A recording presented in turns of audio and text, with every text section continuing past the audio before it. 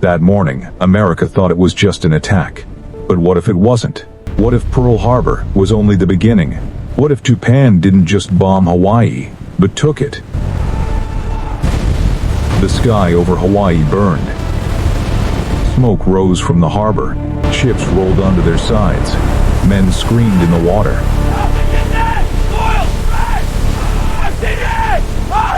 The attack was fast, precise, devastating.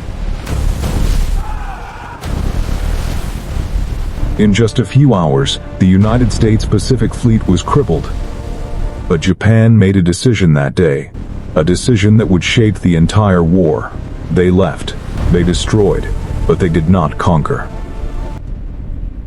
Japan had achieved surprise. They had power, momentum, fear on their side, but they chose not to invade Hawaii.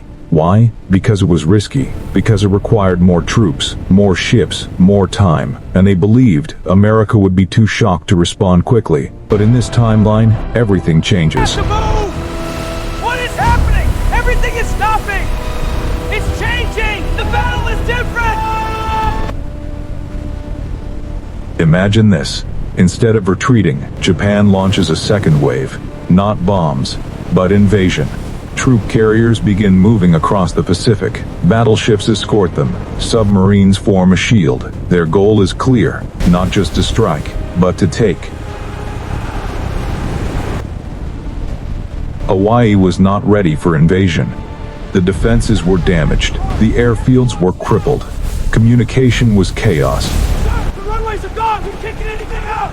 Range up, marks everywhere! Mark that! Make that from us! And fear spread faster than fire. Hold on to fire! Look out that baby! Civilians ran, soldiers scrambled. Commanders tried to understand what was happening, but it was too late. Japan was already coming. Days after Pearl Harbor, they arrived. Japanese forces began landing on the beaches of Oahu. The same beaches tourists walk today became war zones. Gunfire echoed across the island. Explosions shook the ground. American forces fought back. Hold the line! Advance! Push them back for the flag! Keep firing! Don't let up! But they were disorganized, outnumbered, shocked. Where's the captain? Everywhere! We're surrounded! The battle was brutal. Street by street, hill by hill, base by base. American resistance was fierce, but fractured. Guns on, cover! Don't run down! We're our flank on each sword! We're cut off!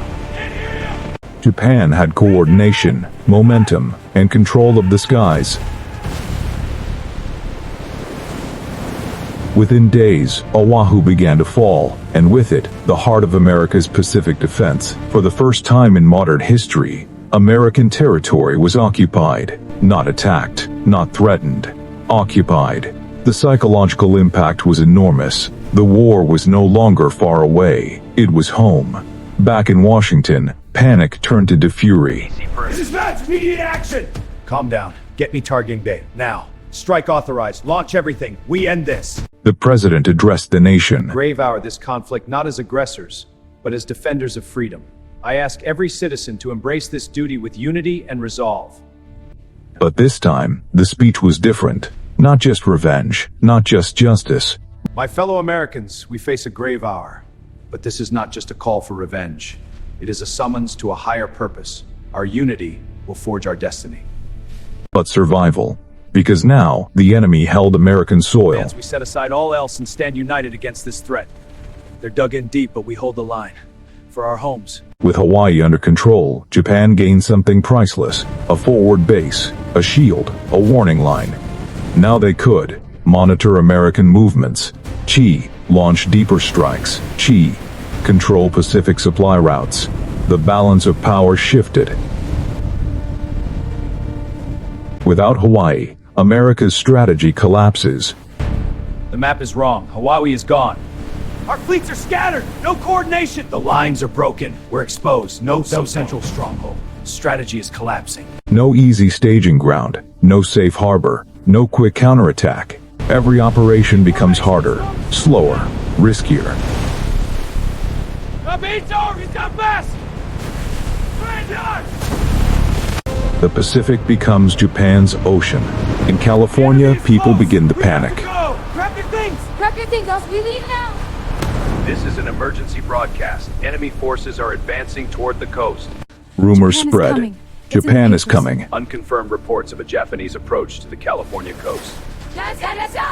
Stay indoors. The threat level is rising. San Francisco could be next. The war feels closer than ever, and fear becomes a weapon. Without Hawaii, the war drags on. America must rebuild, reposition, rethink everything. Each island campaign becomes more difficult. Each victory costs more lives. Soldiers die in greater numbers. Families wait longer. Hope fades slower. Because every mile across the Pacific must now be taken back, from scratch. But even in this timeline, Japan faces a problem: resources, fuel, production. Because while Japan expands, America prepares. And when America prepares, it doesn't stop. Years into the war, the United States launches its counterattack. Not from Hawaii, but from further east. It takes longer, costs more, but it comes. And when it does, it is unstoppable. Island by island, the U.S. advances. Closer to Hawaii, closer to reclaiming what was lost. The battles are brutal. But the goal is clear: take back Hawaii, at any cost. The final battle begins. Explosions light up the sky again. The same beaches, the same land, but now, a different fight. This time, America is ready. After weeks of fighting, Hawaii is retaken, but it is not the same. Cities destroyed, lives lost, history changed. The cost was unimaginable. The war still ends, but not the same way, not as fast, not as clean, because one decision changed everything. Pearl Harbor was a warning. But if Japan had stayed, Hawaii could have fallen. Imagine if they had pressed their advantage. They would have taken the entire island. And sometimes, history is decided by the risks never taken. If you enjoy stories like this, subscribe to Battle Paradox. Because history isn't fixed, it's fragile.